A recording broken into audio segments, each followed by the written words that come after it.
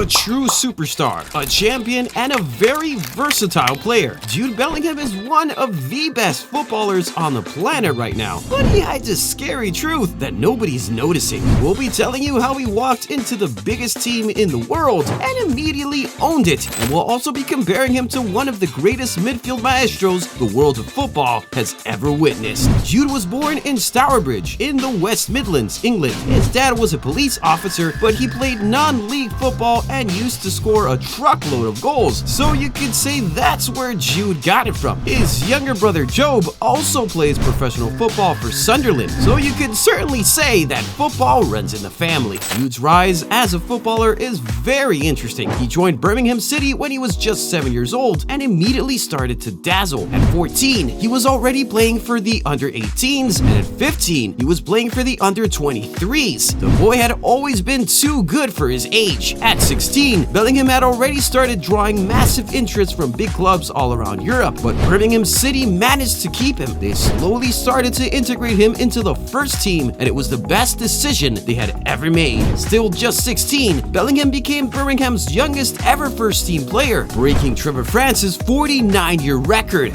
Not long after then, he also became the club's youngest ever goal scorer. It didn't take him long to cement his place in the starting 11. At first, he was deployed as a left winger, then he was moved to center midfield, before he was later pushed further forward to play as an attacking midfielder, a position we now see him play very often these days. Bellingham playing these different roles very early in his career obviously helped him to grow into being a very versatile player who can slot in anywhere on the pitch from the midfield up. In the January 2020 transfer window, European giants came calling again. One club in particular was very interested in his services, Manchester United, but Birmingham City turned down a £20 million bid for him and managed to keep their boy for a little while longer. Remember, Bellingham was still just 16 at the time, but everybody was already familiar with how good he was and how much better he could become. In that 2019 through 20 season, Bellingham helped Birmingham City avoid relegation from the EFL Championship, and for his performances, he was rewarded with the Championship Apprentice of the Year and EFL Young Player of the Season awards. But at that point, Birmingham City must have known that there was no way they could keep this superstar for much longer. Man United came calling again, but the Bellinghams were more impressed by Dortmund and their reputation for developing young talents like Jadon Sancho, so they decided that Jude would move to Germany instead of staying in England. Now, Birmingham were sad that they were losing him, but they were also happy that they had him, so to honor him, the club decided that they would retire his jersey number 22. That was unheard of for a kid, but Bellingham has gone on to show us that he is the exact kind of player you do something like that for. A generational player. Borussia Dortmund paid an initial fee of £25 million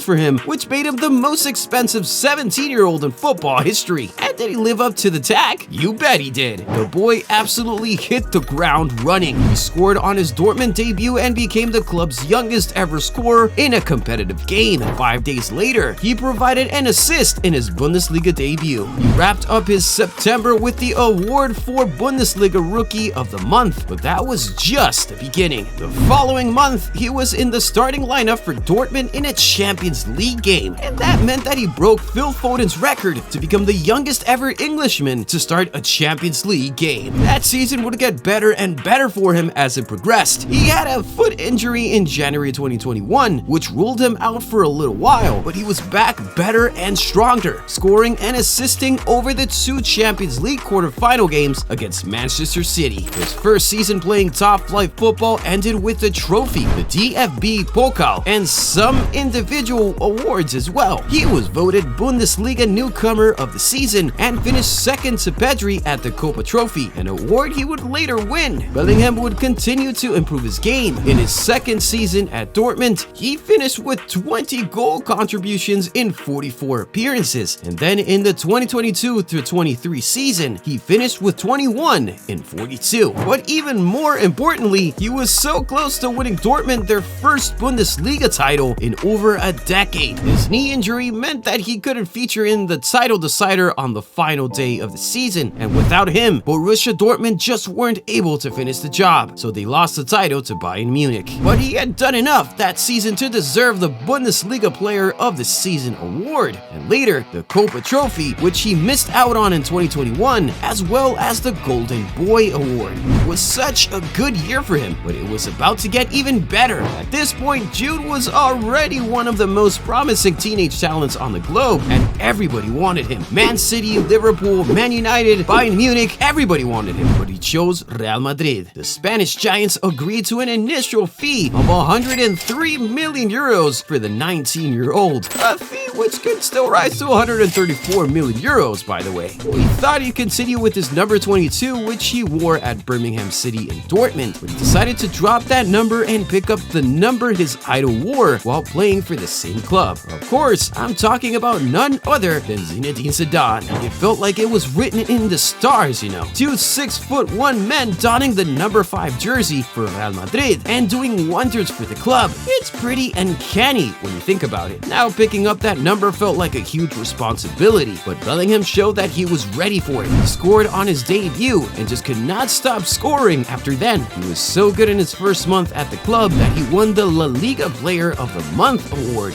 becoming the first ever Englishman to win that award. Mind you, this is a league that the likes of David Beckham and Michael Owen played in. Bellingham scored in his first tour games for Madrid, which made him the first Madrid player since Cristiano Ronaldo to score in his first 4 competitive games. And it got better. He went on to score 10 goals in his first 10 games for Real Madrid, equaling Cristiano Ronaldo's number in his first 10 games for the club as well. It was so insane to watch. This kid rocked up the biggest club in the world and started making an impact on the same level as the club's greatest player and one of the greatest ever players in the history of the sport. And he equaled other greats as well in his first season in Spain. He scored 3 goals over 2 El Clásico games and became the first Englishman to score an El Clásico goal since Michael Owen in 2005, as well as Real Madrid's highest scoring Englishman of all time. He also became the first Real Madrid player to score on his La Liga, Champions League, and El Clásico debut. But it's not even just about the goals, you know. The way the kid moves with so much grace and carriage reminds us of Zinedine Zidane. His touches, his turns, his volleys, everything, man. Bellingham is just like a new age Zidane with a better eye for goal. And considering he's still so young, it's insane what he can achieve if he continues going at this rate. This is a guy who can dribble, pass, put in a good tackle, win duels, and still score goals, both from inside and outside the 18-yard box. What more could you ask from a player? He's just so complete. A midfielder who was in the battle for the Golden Boot until the very end? Nah, that's a very special player right there. And should we add that he's also so very marketable? One can argue that England has not had a player this marketable since David Beckham. At this rate, is it crazy to say that Jude Bellingham could outdo Zinedine Zidane's legacy? What do you think? Share your honest thoughts in the comments. While you're there, don't forget to slap the like and subscribe buttons. See you in the next video.